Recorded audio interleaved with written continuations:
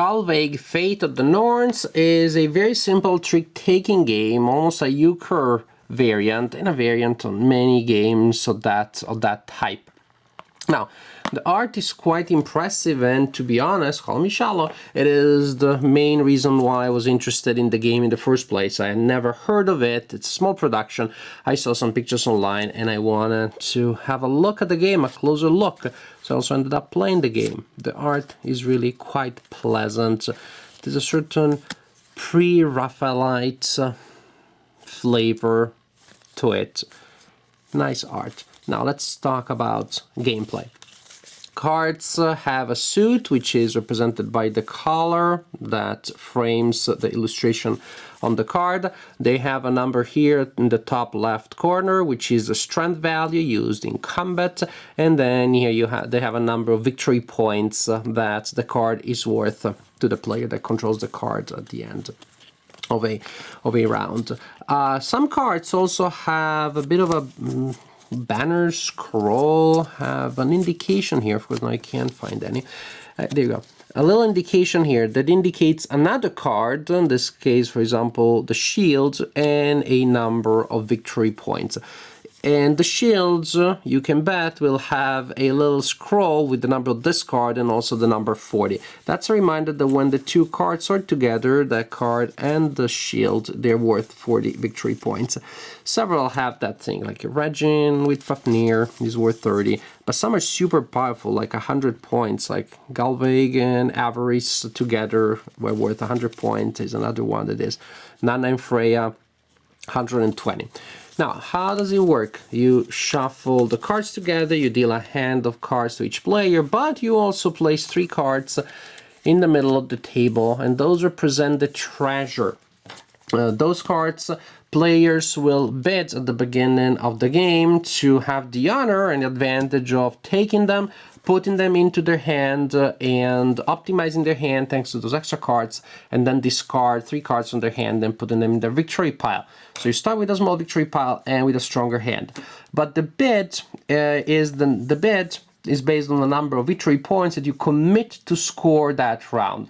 It starts at 50, goes by increments of 10. Sometimes we go faster than that. We go increments of 20 or 30 because faster that way.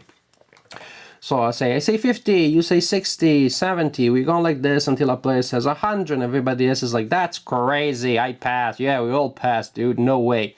So, oh gosh, I just committed to 100 points. We take a piece of paper, we write down my number and 100, and I take these 3 cards, I add them to my hand, and then I optimize my hand. This is my hand, put them there, and that's what I got. So, let's see, look at these cards. And then I decide what to do. I'll select 3 that I'll keep. Sorry, I said 3 that I'll keep by putting in my victory pile, not that I'll keep in my hand. I'm just doing it randomly and not looking to see things make sense. In any case, I will end up with a hand of 8 cards like everybody else, but also with a small victory pile. But now I'm committed to score at least 100 points, because if I don't, that is pretty bad. If I don't, I lose that many points. Now, as a lead player, I get to play cards first. Also, if I have a supremacy combo, that is the name of when you find 2 cards that have matching scrolls. When you have a supremacy combo, you can show it at the beginning of the round. And, well, you score those points. For example, here I have this supremacy, Thor and Mjolnir. You show it. You score the number of points that the combo is worth it, and then also you need to play one of the 2 cards. That sets the trump for the round. And the trump lasts until either the round is over, which is when everybody has emptied their hand, or until a new supremacy combo is played that sets a new supremacy. And again, the supremacy is simply the trump in all kind of games of this type.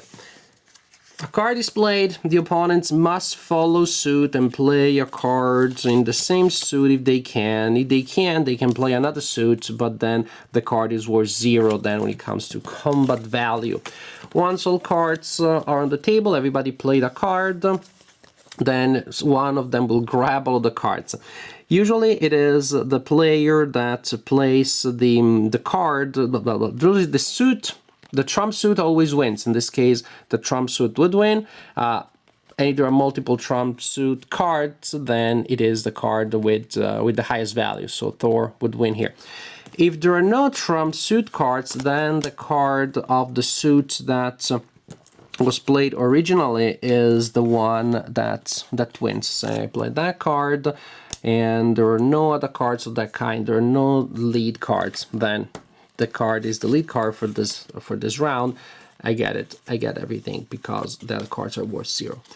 Again, it's like a traditional trick-taking game. You grab all of your cards if you have a trump and no one else has one, or if you have a trump and it's the highest trump in case there are other ones. Otherwise, the lead card for that round is the one that determines victory, meaning the highest card within that suit, and cards that are not of that suit or that are not the trump are worth 0. Supremacy combos from time to time are revealed from hand, but you don't play them, simply reveal them, show them, score the points, and put the cards back into your hand. And at the end of the round, you check and you see if the player that grabbed the 3 treasure cards at the beginning met their promised condition, met the promised amount of points. Otherwise, they lose points. Players score points based on the value of the cards that they have in their deck, and you continue like this until one of the players has reached the number of points the player has decided to use as the victory condition. The rulebook suggests 500 or 1,000. 1,000, I think it may take quite a while to play.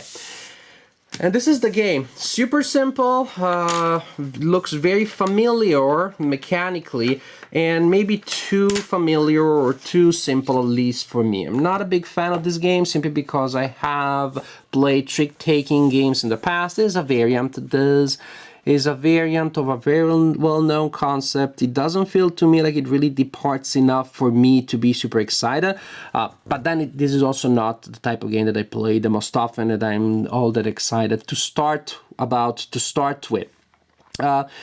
The advantages are there. There are still advantages. One is that the art is very pretty. I mean, I guess some people consider just purchasing the game for the art, and even if you had to use the cards as bookmarks, that would be pretty unflattering to the design, but it's one way of using the game. But if you want to play the game, the advantage is that the game is very similar to other games that people in your family already know, the casual gamers already know, the non-gamers know. When Uncle Jedediah is visiting for Thanksgiving, you can play it with him because he knows trick-taking games, and you only have pretty much to add the idea of the supremacy combo. Maybe he'll be a little freaked out by some of the art, but I think he can deal. So the advantage is that it can be played as a family game with non-gamers, so people that are not familiar with games at all. I'm not averse to trick-taking games in general. As I said, per se, the basic idea is a little too skinny for me. It's a little too lean and straightforward.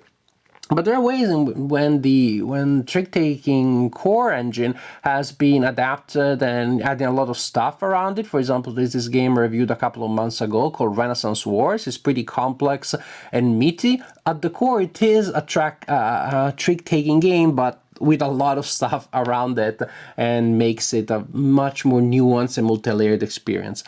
This game to me is a little too simple, it's a little too basic. It's a variant that is a little too close to the main thing, so not all that interesting to me. Pretty beautiful, but not all that interesting, at least for me. Again, if you're a fan of these games, actually this may be worth a look because it is a little different. And maybe people that play a lot of these games, they see more value in small variants than I do. Again, not a game for me, but definitely a game that can be of some interest to people that are into trick-taking games or very simple, very casual games in general.